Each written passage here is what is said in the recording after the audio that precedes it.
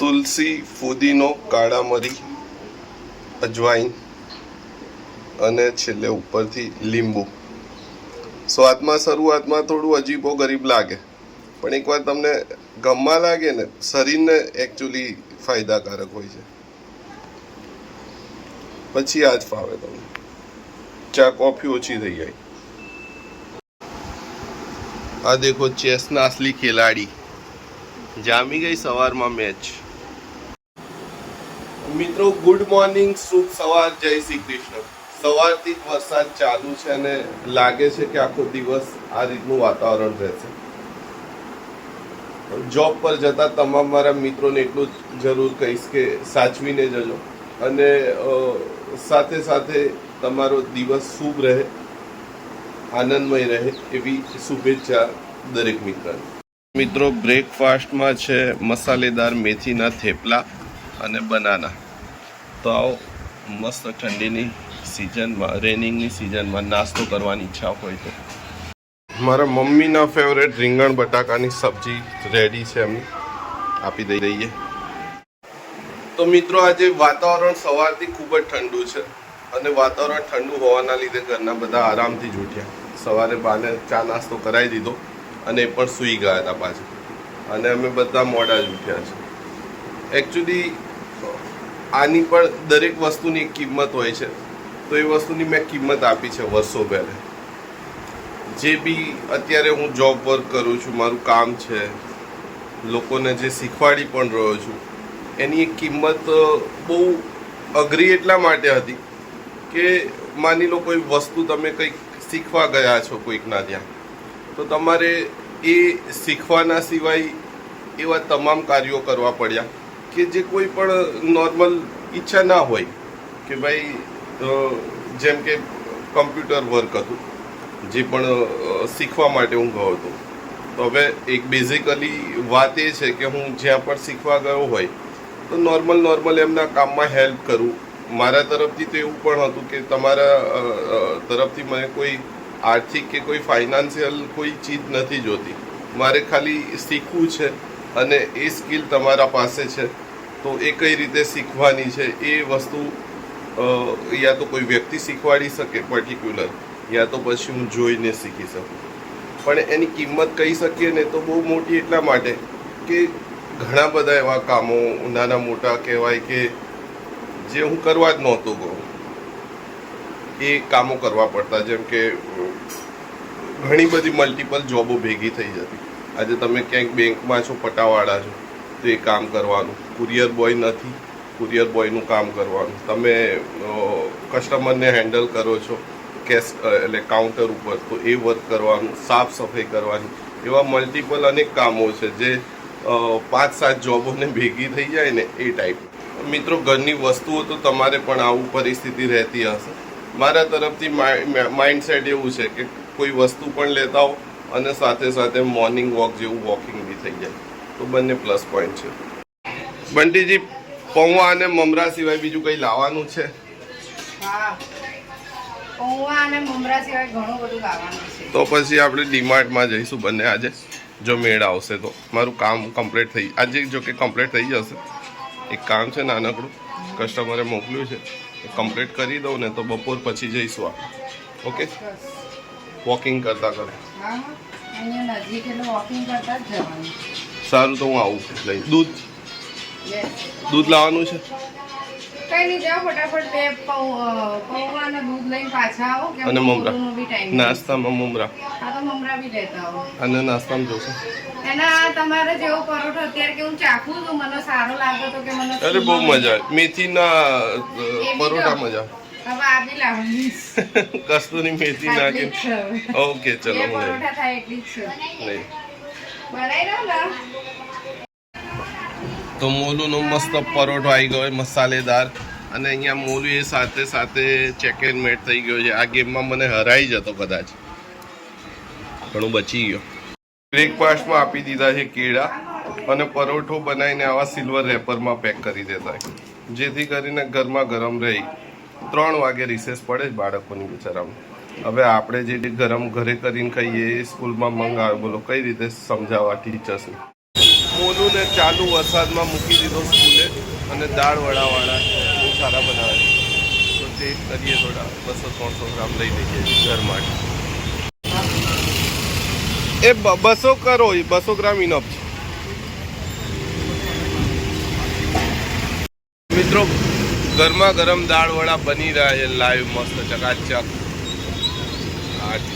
જમીન આવે પણ તોય થોડા ટેસ્ટ કરવાની ઈચ્છા થઈ ગઈ કે ભાઈ ચલો લઈ લો થોડા પરિવાર માટે.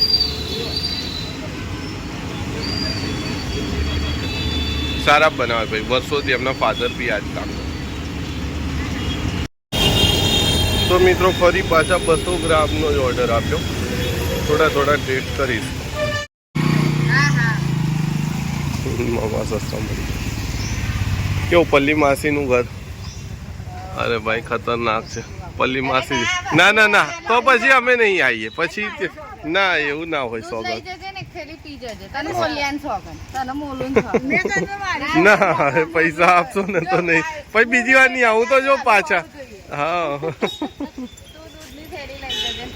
હા અરે થયું સાંભળો થયું એવું કે હમણાં તો 10 રૂપિયા જ આપો એને ચોકલેટ.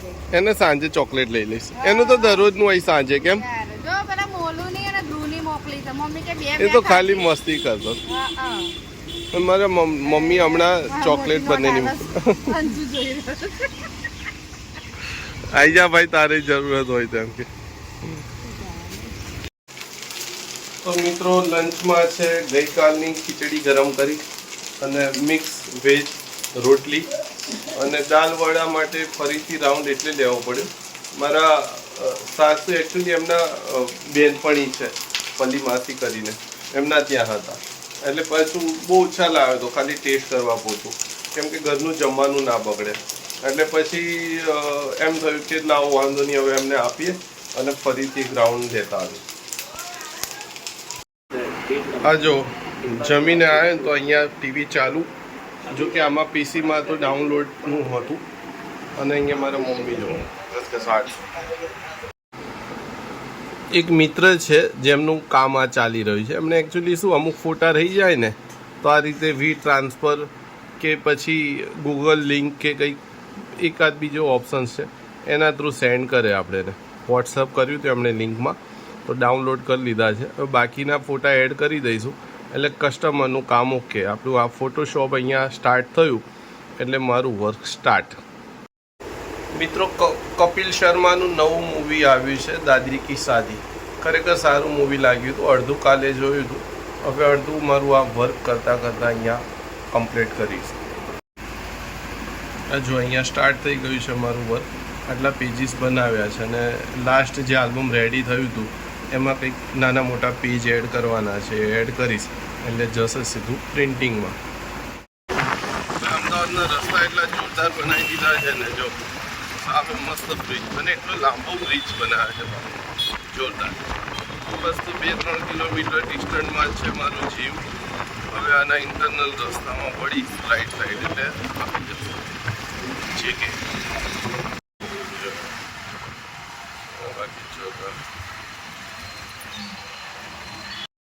મેઇન રોડ ઉપર ઇન્ટરનલ સારું બનાવ્યું છે જીમ. એ જોયા આપણે જેકે પર જેકે જીમ. કેવું લાગ્યું મારું જીમ? તો પહોંચી ગયા મિત્રો જીમ ઉપર અને સાઈડમાં છે હાઉસિંગ બોર્ડ ટાઈપના બંધ મકાનો. જો પાર્ટી કે સાથે અમારે કે સાથે નીકળ્યો છું. વોર્મઅપ થઈને પાર્ટી એક્સરસાઇઝ રેડી કરવા લાગ્યા. તો ભાઈ થોડી બહુ કરીશું સાયકલિંગથી શરૂઆત અને ટ્રેડમિલ ફ્રી છે તો ટ્રેડમિલ.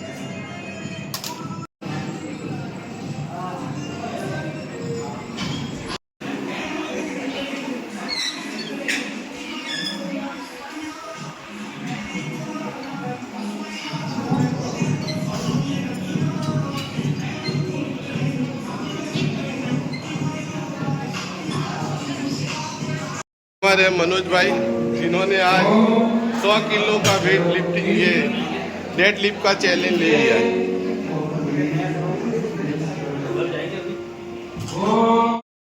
એક્સરસાઇઝ કર્યા પછી ફાયદા શું થાય છે એ તો બધું બરોબર છે, પણ પહેલો પોઈન્ટ એવો લાગે શરીરમાં, એટલે શરીરમાં સૌથી મોટું પરિવર્તન એ લાગે કે તમે જ્યારે એક્સરસાઇઝ કરીને નીકળો ને 15-20 મિનિટ અડધો કલાક, તમને વજન ના લાગે પોતાનું. જ્યારે તમારું બોડી વેઇટ વધતું હોય ને ત્યારે વજન વધતું ધીરે ધીરે, અને પોતાનું વજન પોતાના શરીરને જ લાગે. કસરત કરીને જ્યારે નીકળો ને એકદમ રિલેક્સેશન લાગે અડધો કલાક. દરરોજ વ્યક્તિએ કરવું જોઈએ. પોતાના માટે સર 15 મિનિટ ના કાઢી શકો, ચોક્કસથી કરો.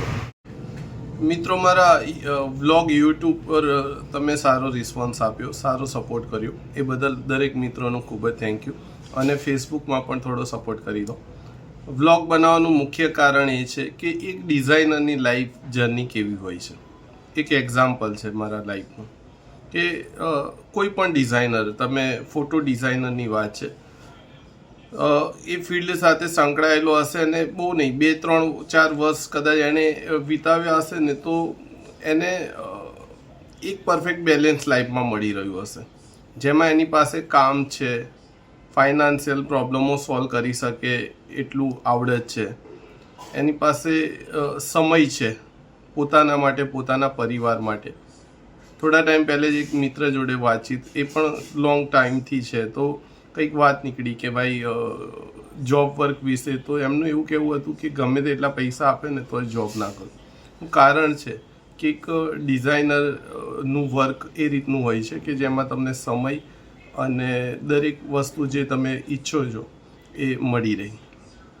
તો મુખ્ય કારણ આ છે કે લાઈફમાં દરેક વસ્તુ જરૂરી છે એક બેલેન્સ તરીકે. જેટલું જરૂરી તમારે ફાઇનાન્શિયલ પ્રોબ્લેમો સોલ્વ કરવાનું છે જોબ કરીને, એટલી જ જરૂરી વસ્તુ છે તમે પોતાના હેલ્થ માટે પણ સમય આપો, અને એટલું જ જરૂરી છે કે તમારા પરિવાર માટે પણ સમય નીકાળો. તો એ વસ્તુનું હંમેશા ધ્યાન રાખજો કે લાઈફમાં પૂરી તરહ બેલેન્સ રહેશે તો તમને એવું લાગશે કે ખરેખર રિયલ અર્થમાં લાઈફ જીવી રહ્યા છે. બાકી તો સમય જ નીકાળી રહ્યા છે. એ પરિસ્થિતિ માઇન્ડમાં સેટ થશે તમારી કે આ શું કરી રહ્યો છું. જો તમારા મનમાં ક્યારેક એ પ્રશ્ન આવે તો મારી સાથે જોડાઈ જજો. ડિઝાઇનિંગ વર્કમાં હું ઈચ્છું છું કે જે ફિલ્ડમાં હું છું એની અંદર લોકોની સંખ્યા વધારું. ઓફલાઈન તો ઘણા એવા મિત્રોને શીખવાડ્યું, પણ આજે ઓનલાઈન છે તો બેનિફિટ શું થાય છે કે તમે તમારી જગ્યાએ બેસીને ઇઝીલી જોઈનિંગ પણ થઈ શકો છો. અને મારી જે પ્રમાણે ઈચ્છા છે કે મારા ફિલ્ડમાં લોકોની સંખ્યા વધે, તો મારી ઈચ્છા પર પૂરી થઈ રહી છે. તો થેન્ક યુ સપોર્ટ કરવા બદલ. તો મિત્રો, કમ્પ્લીટ થઈ ગયું ડિનર ગરમા ગરમ બિરયાની સાથે, અને હવે મારું સ્ટાર્ટ થશે વર્ક. કેમ કે કેવું હોય કે દરેક ડિઝાઇનિંગ, ફોટો ડિઝાઇનિંગના વર્કમાં તમે સમય આપ્યો હોય તમારા કસ્ટમરને. એક ટેગલાઇન હમણાં સરસ મજાની વાંચી કે પૈસા કમાતા થઈશું ને ત્યારે પોતાના ઈચ્છા પ્રમાણેની જિંદગી જીવીશું. અને એના પછી લાઈન એવી લખી હતી કે પૈસા કમાતા થયા પણ પછી ખબર પડી કે રજા તો જોઈએ ને, છુટ્ટી તો જોઈએ ને. તો વાત સાચી છે, જેણે બી ટેગલાઇન લખી છે. એક સ્ટેજ હોય છે વ્યક્તિના જીવનનો કે જ્યારે તમે વિચારો છો કે હા પૈસા કમાઈશું, આ રીતે કરીશું, આ રીતે લાઈફમાં એ કરીશું, પણ જનરલ વર્કમાં એવું પોસિબલ જ નથી હોતું કે તમને રજા મળે. તમારે એક રજા હોય ને આરામમાં જ નીકળી જતું હોય છે. તો એવા મિત્રોને દરેકને કહીશ કે જીવનમાં જો તમે પણ એવું વિચાર્યું હોય કે ફાઇનાન્શિયલ પ્રોબ્લેમ સોલ્વ હોવી જોઈએ પણ સમય પણ એટલો જ હોવો જોઈએ, તો ક્રિએશન વર્ક, અને એમાં પણ ખાસ કરીને photo designing work professional base પર જરૂરથી ટ્રાય કરો. અને એ સાથે આજનો બ્લોગ અહીંયા પૂરો કરીએ છીએ. થેન્ક યુ વેરી મચ તમારા બધાના સપોર્ટ કરવા બદલ. યુટ્યુબ પર જેવો રિસ્પોન્સ સારો આપી રહ્યા છો, ફેસબુક પર પણ આશા રાખું છું કે એવો જ રિસ્પોન્સ મને આપશો. અને મારો પ્રયત્ન છે મારી જે ફિલ્ડ છે ફોટો ડિઝાઇનિંગની, એની અંદર ખૂબ જ મોટા પ્રમાણમાં સંખ્યા વધારવાનો. તો એમાં પણ જરૂર સપોર્ટ કરજો. વિડીયોને શેર જરૂર કરજો, સબસ્ક્રાઈબ કરી આપજો. વિડીયોને શેર એટલા માટે કે કોઈક એવા વ્યક્તિની સામે વિડીયો જાય કે જે ખરેખર ફાઇનાન્શિયલ આગળ તો આવવા માંગે પણ એની સાથે સાથે એની ઈચ્છા હોય કે હું જીવનમાં સમય મેળવી શકું પોતાના પરિવાર માટે અને પોતાના માટે. તો મિત્રો ફરીથી મળીશું કાલે નવા બ્લોગમાં.